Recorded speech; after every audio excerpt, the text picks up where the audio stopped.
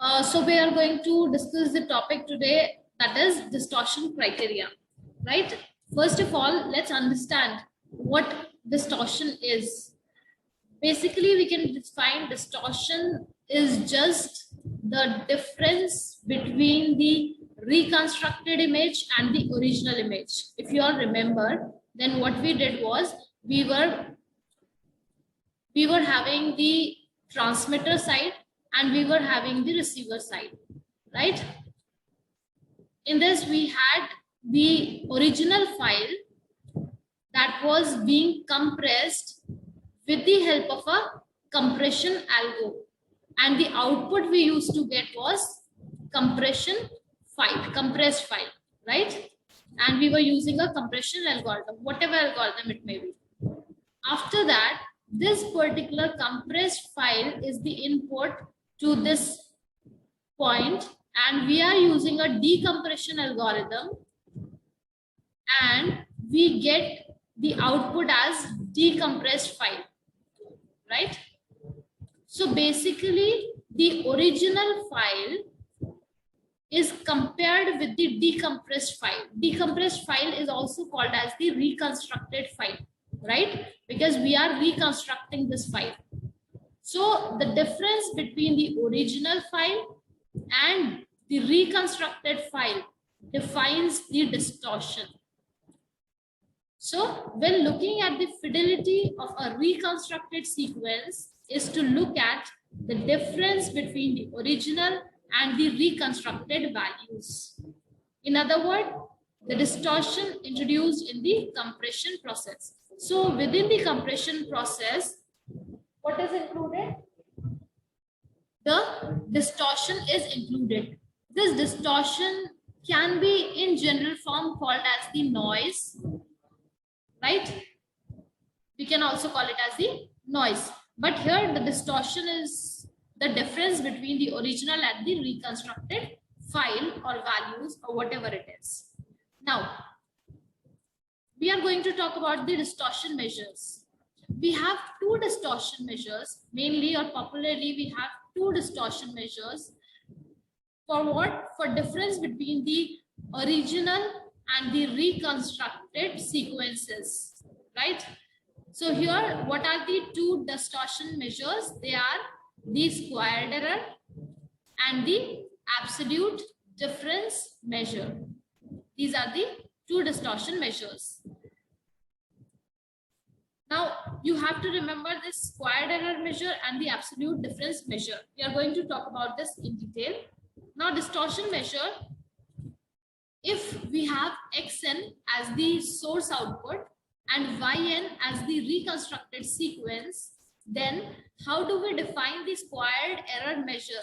Is given by dxy, that is the distortion xy is equal to x minus y whole square. This is how we define the squared error measure.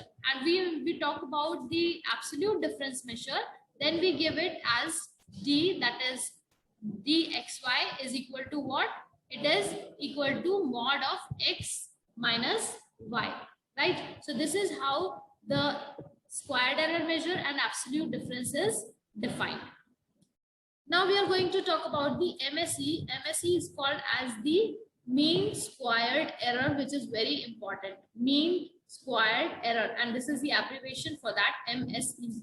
In general, it is difficult to examine the difference on a term by term basis. So it is not very easy to examine the difference between term by term basis. So what we do is we take a number of average measures are used to summarize the information in different sequence.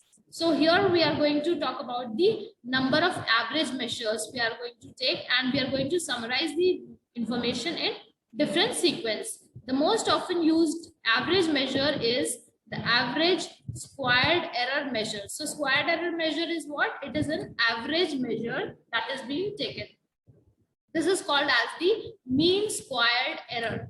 That is MSE is the abbreviation and is often represented by the sigma square. So sigma square is equal to 1 divided by n, summation of small n is equal to 1 to n, xn minus yn ka whole square, right? This is how, or this is the what? This is the mean squared error, MSE. You have to remember. Now we are going to talk about the signal to noise ratio. What is this signal to noise ratio? See, if we are interested in the size of the error relative to the signal, that means what is the size of error relative to the signal, then we can find the ratio of what? Ratio of average squared value of the source output and the MSE. This is called what? This is called as signal to noise ratio. So signal to noise ratio is represented by what? By the average squared error value, average squared value, and the divided by MSE. So this is what signal to noise ratio is, where sigma x square is the average squared value of the output and sigma d square is the MSE that we have calculated earlier. Now, the SNR, that is signal to noise ratio, is often measured on a logarithmic scale. Now, earlier we were not working with the logarithmic scale, but here we are working with the logarithmic scale, and the units of the measurements are what? Are the decibels, and abbreviation for decibel is what? dB, right? So this is the unit, I can say, for the SNR. So SNR dB, that means what? We are using logarithmic scale, is equal to 10 log base 10 sigma square divided by sigma d square, where sigma x square is what? Squared mean value, and average squared mean, and this one is what? Mean square error. So this is how we are going to get the signal to noise ratio in logarithmic scale. Sometimes we are more interested in the size of the error relative to the peak value of the signal, and peak value of signal is denoted by this x subscription, right? We write peak.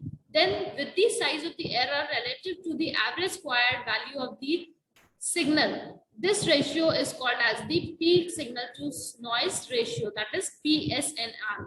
Now here what we are doing when we are using PSNR, that is peak signal to noise ratio, we are doing nothing but only the difference is, instead of sigma x square, we are using x peak square.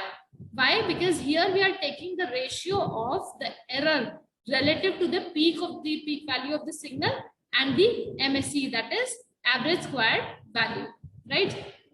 So this is how the PSNR is calculated. Now we are going to talk about the absolute difference, right? So another difference distortion measure. Earlier we did what? We did the mean square error, and here we are going to do the other one, is the absolute difference. So this is the second distortion measure.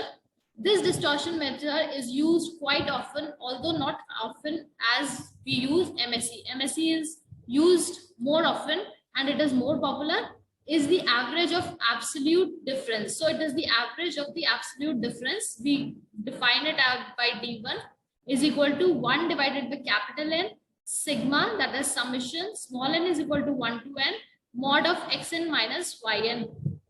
This measure seems especially useful for evaluating the image compression algorithms. So it is more useful in image compression algorithms as compared to the MSE. MSE is used and it is more popular in other forms for audio compression, for text compression, etc.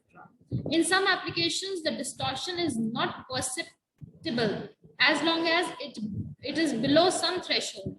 In these situations, we might be interested in the maximum value of the error magnitude. So how to calculate this? This distortion is equal to maximum n mod of xn minus yn. So this is what? This is when we are working with some threshold value. So the maximum value of error magnitude is calculated in this way, right? That's all. I think this is clear to you all. And you must have understood this point.